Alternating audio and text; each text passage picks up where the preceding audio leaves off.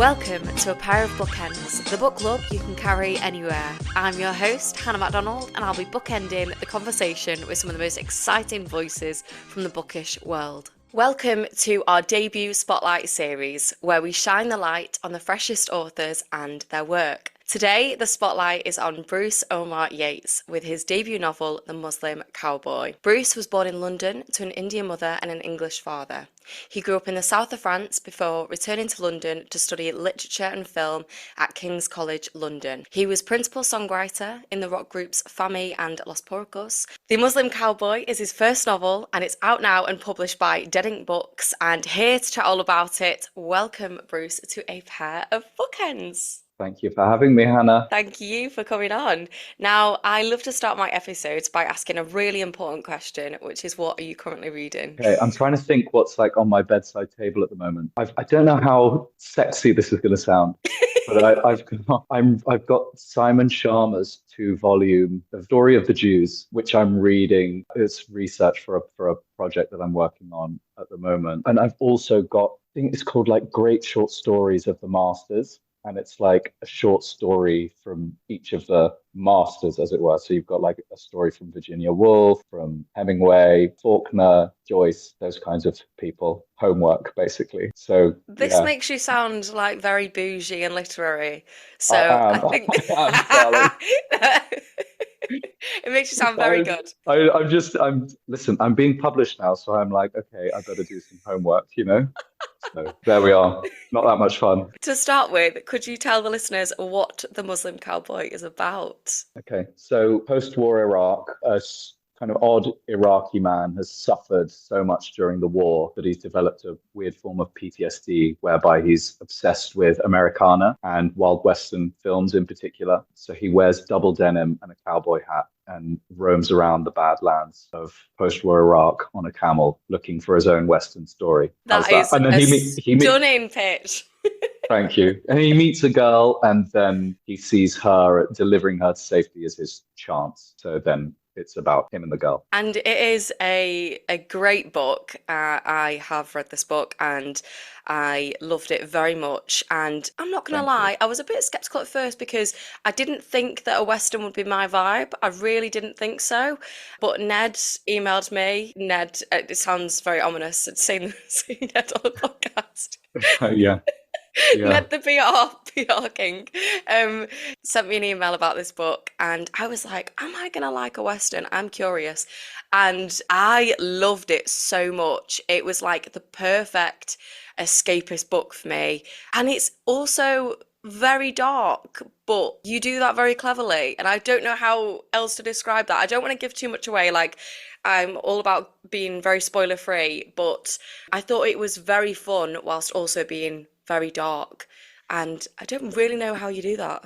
Yeah, it's funny that you said that because obviously, as part of publishing, you send out. I'm learning it all.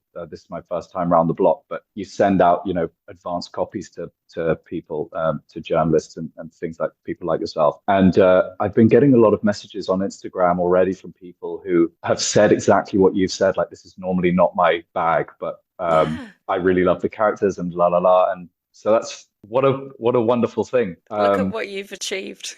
Yeah, look at me go. You're getting everybody onto Westerns.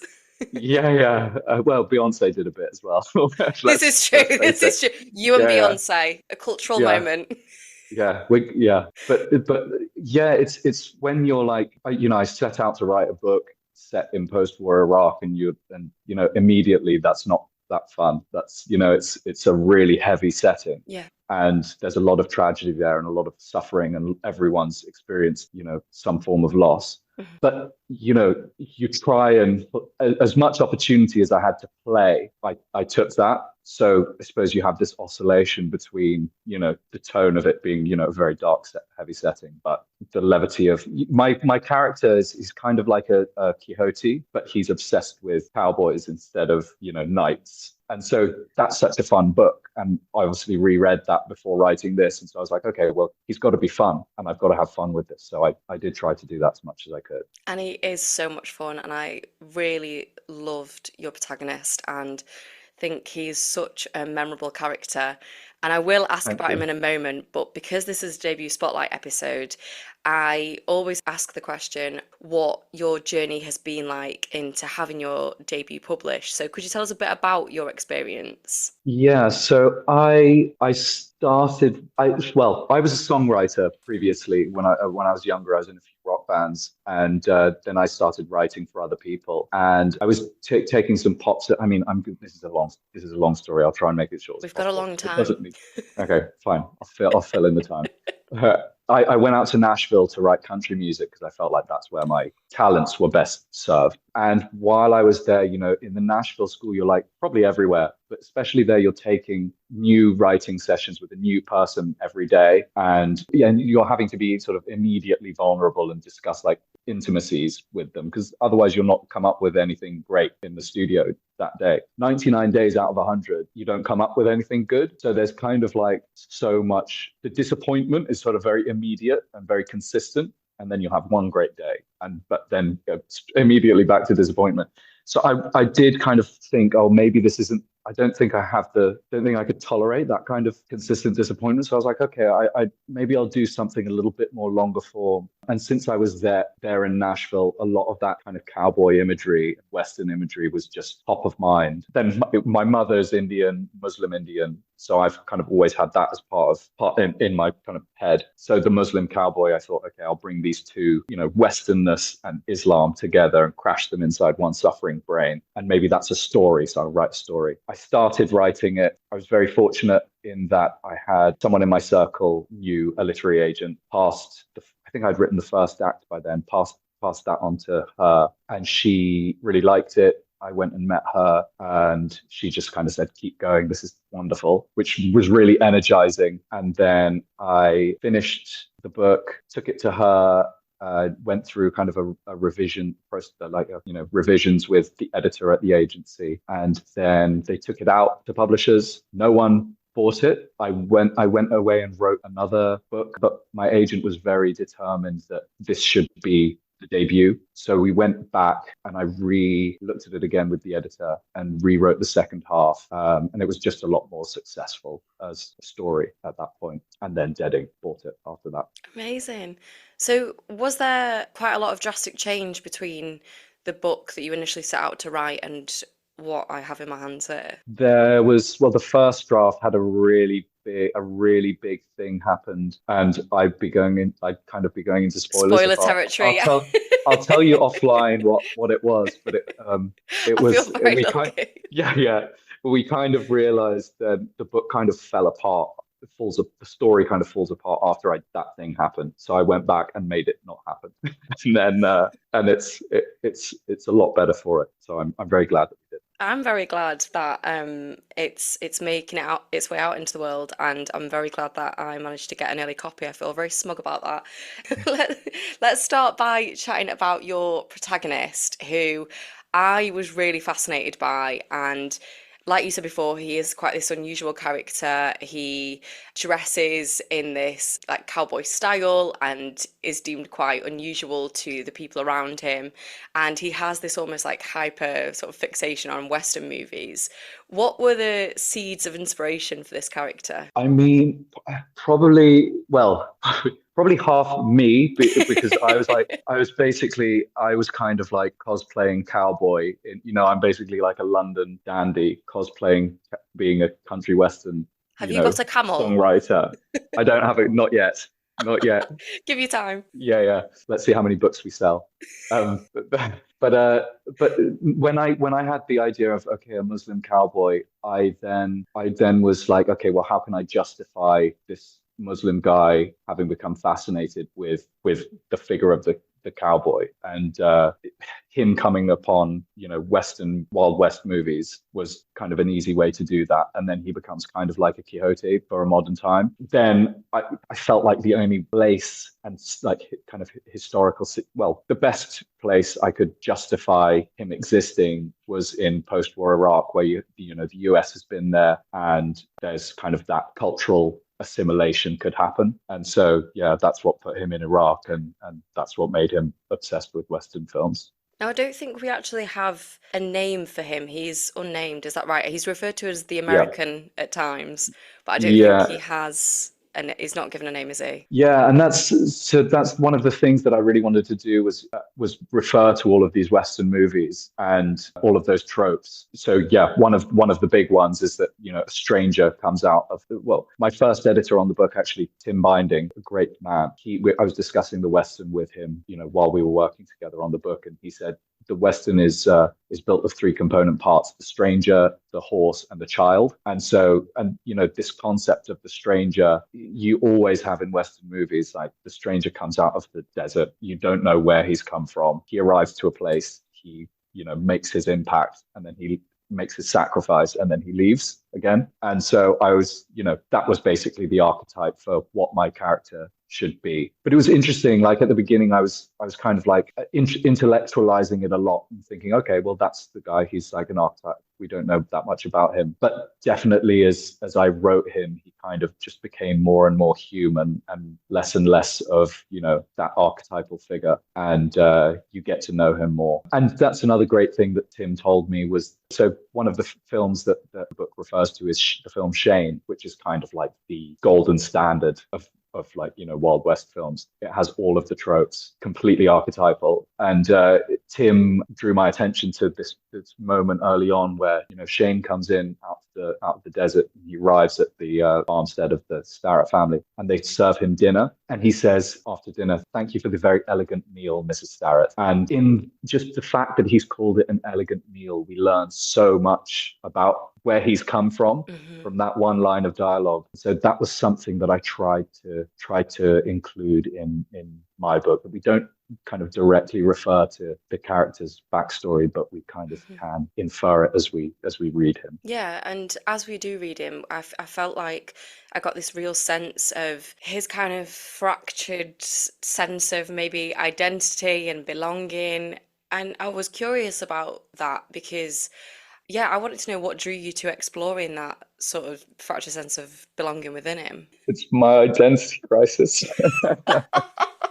like so my mum is from a Muslim Indian family, and my father was English, and my mum doesn't practice Islam, but some of our extended family does. There was this one instance where we stopped seeing an auntie so much after she remarried, and I asked my mum, "Oh, why don't we see her?" And mum said, "Well, her new husband is Muslim." And I said to my mum, "Oh, but we're Muslim." And my mum said, "But we're Western." And so then I was like, "Oh, okay, well, what is it about being Western that makes us less Muslim?" And it's that kind of old question of, are those two articles of outlook compatible? And I was like, okay, well, let's see how I feel about my Muslimness. Let's see how I feel about my Westernness through writing this character and kind of exploring both, basically. Yeah, for sure.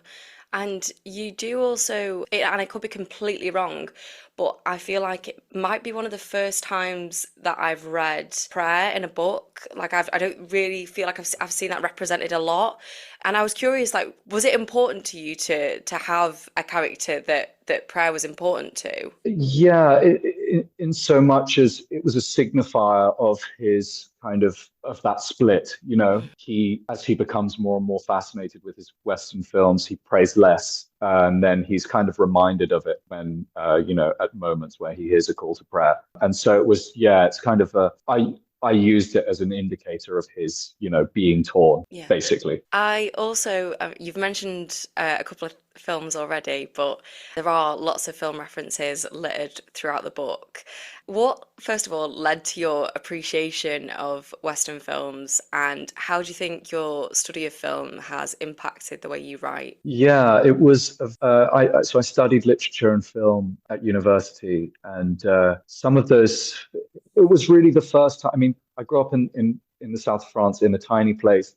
We didn't have much access to like culture, and there were so many like unknown unknowns that when I arrived in London again for university, I was just introduced to so much, exposed to so much. And so yeah, some of those films that I studied then had just kind of a big impact on me. I definitely think that my having studied film was what kind of naturally drew me to using that as a conceit in the book. It seems inevitable looking back that I would do that. But yeah, it was also a fun way to, I really wanted to show him watch Shane and then try and act out what Shane does, and then when he meets the little girl whose name is Nadia, then they watched True Grit together, which has a very precocious 14-year-old protagonist, and and there's a kind of man and child relationship there, and so then they bond over that, and then the Wild Bunch I refer to as well, which is kind of like all out action, which is kind of where the book goes. And then the Searchers it's kind of like one of the most archetypal of Western narratives is like the rescue mission, and the Searchers is a rescue mission. And so yeah, I wanted to kind of call up what all of these films are doing and then do it. I suppose it's just like, but really, I just feel like it's just a case of me writing today in this kind of, we live in this like postmodern situation where, everything's referential, everything's kind of like a composite built from, different parts. So I suppose it just kind of emerged from that, my brain being now, I suppose. And if somebody mentioning no names has kind of no education of Western films and knows very little about them, what are you recommending to that person? Well, there are a lot of actually. I mean, there's even if you don't know the kind of classic Western cinema, there's a lot of like all of those story tropes and all of those archetypes are all the way through a lot of contemporary television and film. Something like The Mandalorian is like Stranger, Horse and Child all over. The Last of Us as well is like Yeah. A Western, just in different kind of clothing. A book that I went back to and reread while I was outlining The Muslim Cowboy was Cormac McCarthy's The Road, which is like Cormac is like was the the great writer of Westerns. Well, one of the great writers, let alone of Westerns. And The Road is Stranger, Horse and Child just as much as or just as much Western as his other work. The Horse is the shopping trolley. And so you have, it's those archetypes are through everything, so much that's in the contemporary culture. So I don't think you need to necessarily be familiar with, Shane to kind of to feel it. I think the only film I've seen is it called The Harder They Fall? It was like a Yeah, really modern yeah, yeah. and I That was loved that, but Netflix. yeah, it was Netflix. Yeah, yeah, Netflix take on a Western. yeah, yeah. That's the one with Idris Elba, It right? is, it is. Yeah, so it's actually based on a book by a black cowboy called Nat Love, who wrote a memoir, and he was like kind of he was the only black cowboy of the time at the time who kind of came up with a memoir. So yeah, so that refers to I didn't that know book. that. You mentioned just then about the protagonist and the young girl Nadia who I don't want to say rescues, but he kind of does at the same time. What does their relationship represent to you? Well, yeah, as I said with the cowboy, like Nadia started as, okay, I need the archetype of a child. But as the work went on, she just became more and more human and took on kind of a life of her own. And her relationship with the American just started kind of, plotting its own course almost. Hmm. So I think it's really special what happens between them. And Yeah. I have a daughter now as well. So I'm now, I mean, I wrote it before she was born, but yeah, there's definitely some of that. Just yeah, there's something very, very special about that kind of nurturing relationship. Congratulations as well. Thanks. She's so good. She's so good. Oh, Yeah. I have three sisters. There's four girls in our family, and it's chaos. So, um, Oh man. good luck. Then don't have another. Don't have another yourself. You're in the very special bubble at the moment, but Yeah. Yeah. Brace yourself. daughters can be a nightmare, so brace yourself. Yeah, yeah. She's a Leo girl as well, which is like my wife Fiery. says, yeah, she's very Yeah, fiery. my sister's a A lot Leo of girl. really, well, you know all about it then. Although a lot of Academy Award winners are Leo girls. So, So there's maybe that. yeah, it's written in the stars. She's going to be starring in her own Western film. It's going to be a superstar. Yeah, exactly. Now, I have a quote from you talking about the book, and you say, When I noticed the many odd equivalences that the old Wild West shares with post-war Iraq, the US armies wanted posters of terrorists, roving factions of militia, bandits holding up trains, the work started writing itself. And I was really fascinated by that. So could you tell us a bit more about these things and how you kind of gained an understanding of these equivalences and why you felt kind of compelled to explore them, but through the form of a novel specifically? Yeah, well, so once I knew that the book had to be set in post-war Iraq, I then started doing a lot of research into the situation there, and reading oral histories and reports and all kinds of, as much as I could get my hands on, basically, just so I could tell the truth of the place. I mean, I wanted also to there be a sense of, I wanted it to be described as if it was really a Western setting, because it's coming through the the fascination of the protagonist. But I also wanted to tell the truth, so I was like, okay, well, it's going to be kind of a composite of all these things. But when I started reading these oral histories and reports and things, you just come across these, like, the wanted posters up completely outside the context of describing it, comparing it to a Western. There are wanted posters there. There are bandits robbing trains. There are, yeah, like, you have Shia militia roaming around. You have the Iraqi army roaming around. And it's literally like, it's just so uncannily like the Wild West. And it's just becomes, well, almost fun. You can Yeah. play with all of these things, even though it's so dreadful what's the situation there. So I just thought, oh, okay, well, this book is just almost waiting to be written, or this story is this, I don't know, the comparison was too good to pass up. There's a lot of conversation throughout the book, and you briefly mentioned them then, regarding I think it's the Sunni people, is that how you say it? Yeah, And the Shia people? Is yeah, it Shia, Shia? Shia. Shia. There's a lot of conversation regarding those two groups of people and the sort of names that they give each other and the kind of divide between the two. Could you talk a bit about that divide and what elements you kind of drew from fact and what is sort of fictionalized with that? It's all true, really, essentially. So there's a big schism. This is just something that I knew a little bit about going in, but something that kept coming up in my research into Iraq is that there's this huge divide. And so you have, Saddam was Sunni, and they're the minority, and they were ruling over the Shia population. And then when Saddam was removed, the Shia kind of took control and then were kind of oppressing the minority Sunnis. And then ISIS moved in and they're Sunni. So then the dynamic changes again. And so it's just kind of, it's one of these kind of religious schisms that has gone back, Mhm.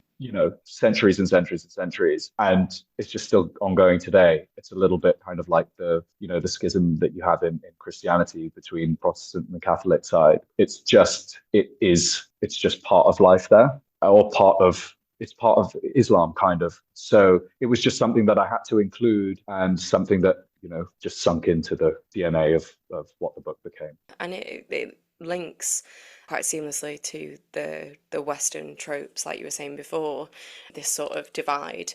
I have asked a couple of serious questions, and I wanted to ask something much less serious now about the camel because I never thought a camel would break my heart. I really loved the inclusion of the camel, and I just thought it was like a really fun sort of character to include. I think it's really fun when people include animals in their books.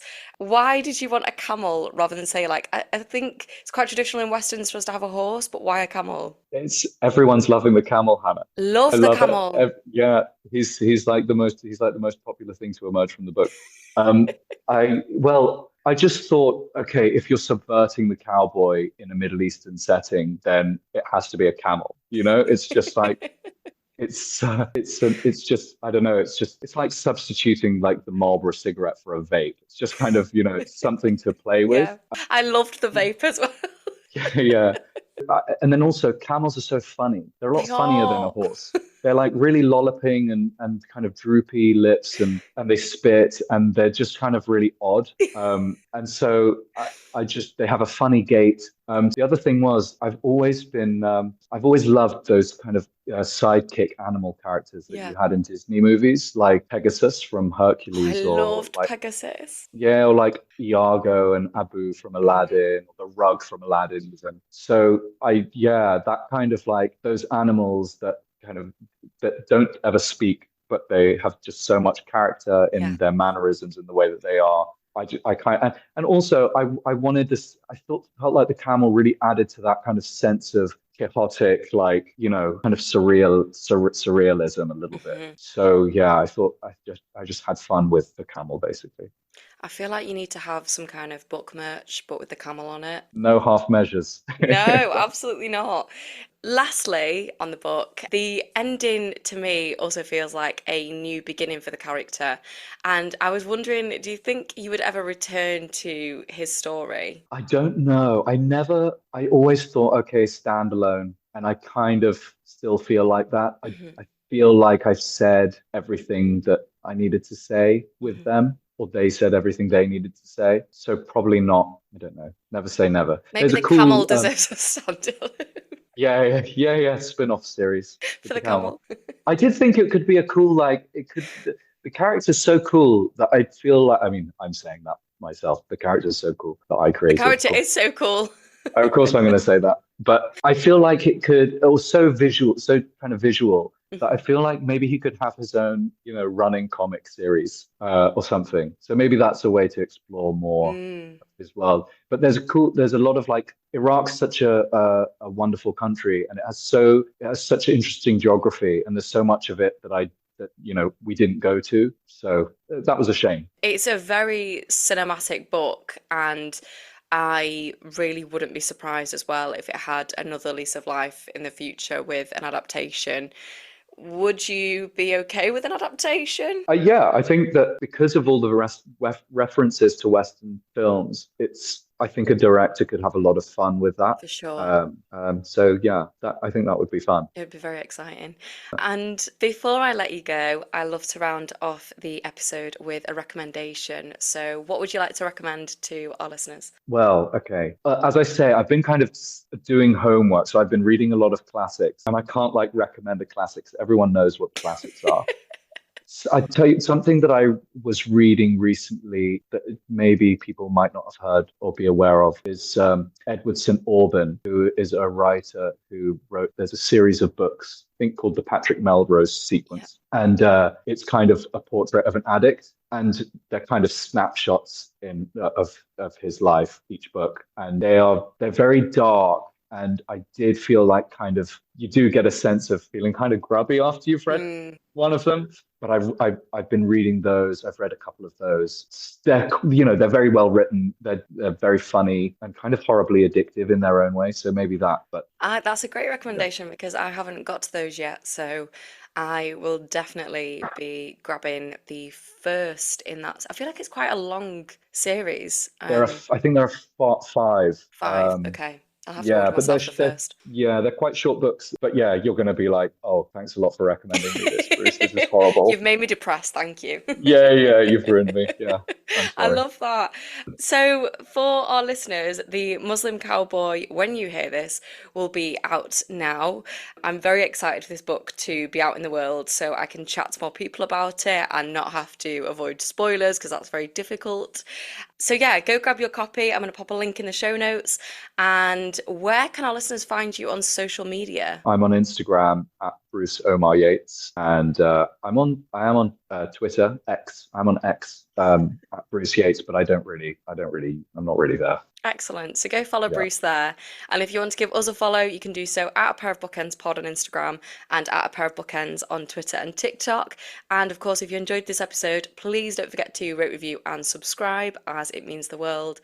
But lastly, thank you so much, Bruce, for joining me today. I've had an absolute riot chatting to you.